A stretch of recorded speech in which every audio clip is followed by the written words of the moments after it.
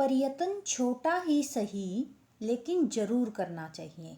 यह मैं आपको एक उदाहरण के द्वारा समझाती हूँ। जब राम सेतु पुल का निर्माण हो रहा था, उस दौरान एक नन्ही गिलहरी के योगदान ने उसे अमर बना दिया।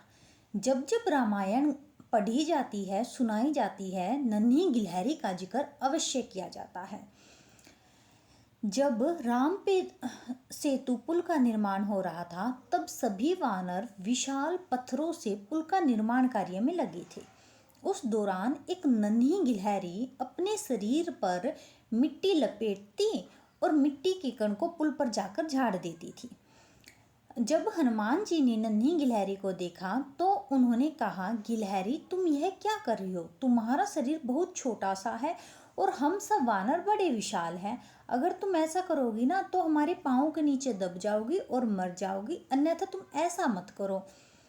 तो गिलहरी इस बात से नाराज हो जाती है और हनुमान जी की यह बात सुनकर राम भगवान जी के पास जाती है और कहती है, हनुमान जी मुझे पुल के निर्माण कार्य में भागीदारी नहीं निभाने दे रहे। जब श्री राम प्रेम पूर्वक नन्ही गिलहरी के ऊपर हाथ फेरते हैं तो नन्ही गिलहरी के शरीर पर 3 निशान, 3 वो लाइनें दिखती है ना आप लोगों को, गिलहरी के ऊपर 3 लाइनें, वो वही हैं।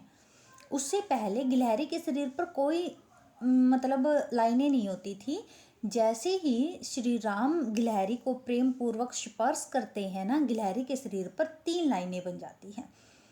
तो राम भगवान जी गिलहरी की सारी बात सुनते हैं और हनुमान जी को बुलाते हैं और कहते हैं कि गिलहरी ने तुम्हारी शिकायत लगाई है।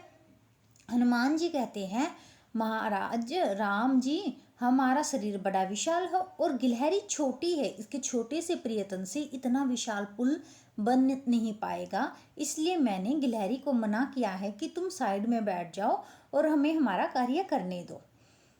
लेकिन गिलहरी कहती है, अब जरा ध्यान से सुनिए, गिलहरी कहती है कि हे श्री राम, हनुमान जी तो मूर्ख हैं, वह सिर्फ शरीर से विशाल हैं, दिमाग से विशाल नहीं हैं।